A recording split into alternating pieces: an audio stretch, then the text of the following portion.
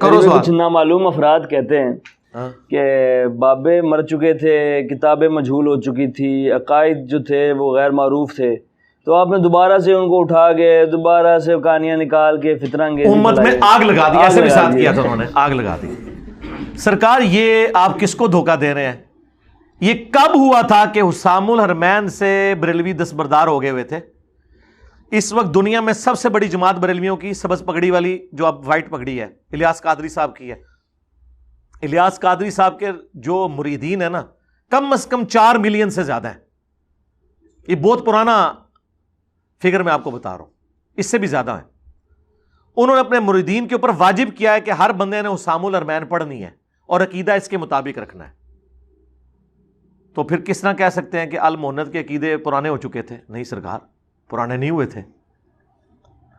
بریلوی تو مانتے ہیں آپ کو گستاخ رسول.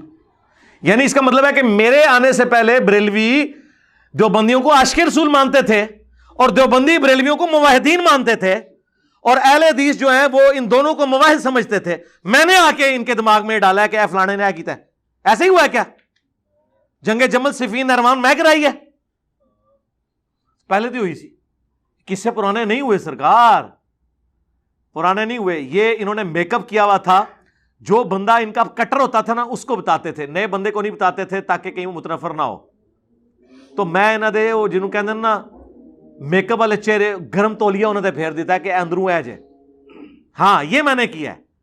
میں نے عوام کو بتا دیا اصل مسئلہ یہ ہے بھائی، یہ اصل مسئلہ ہے. لوگ یہ سمجھتے تھے کہ اصل مسئلہ یہ ہے کہ بریلوی جو ہیں وہ مصطفیٰ جان رحمت پہ لاکھوں سلام پڑھتے ہیں، دیوبندی جو ہیں وہ جنازے کے بعد دعا نہیں مانگتے.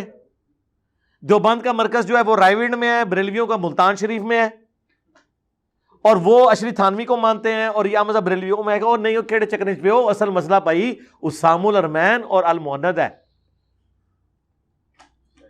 اور یہ کوئی زیادہ پرانی بات تو نہیں، 1905 میں لکھی گئی ہے حسام الحرمین، 1906 میں لکھی گئی المہند.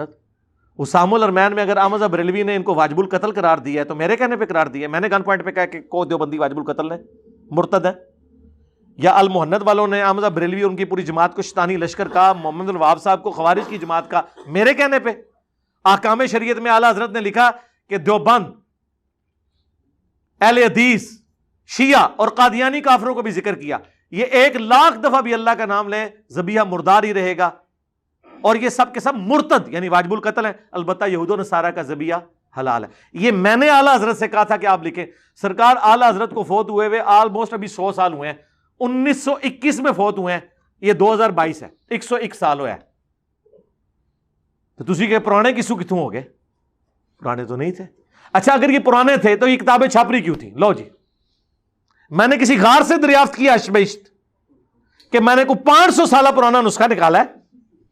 ہاں دسو. ہاں کاربن ڈیٹنگ کرا لو. سرکار ابھی تک کتابیں چھاپ رہی ہیں. کتابیں آپ چھاپیں اور آپ کے قصے پرانے ہو گئے تھے. اگر پرانے ہیں تو کتابیں کیوں چھاپ رہی ہیں؟ کشف المحجوب میں نے چھپوائی ہے آ کے.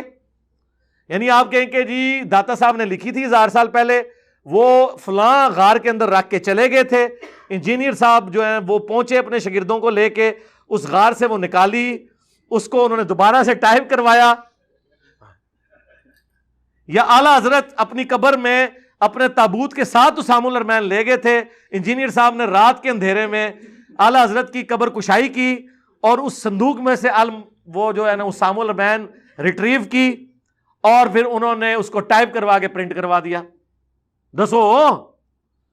خلیل احمد سہارنپوری المہند لکھ کے اپنے ساتھ قبر میں لے گئے تھے، اور انجینئر صاحب نے جا کے قبر کشائی کی اور المہند نکال کے پرنٹ کروا دی.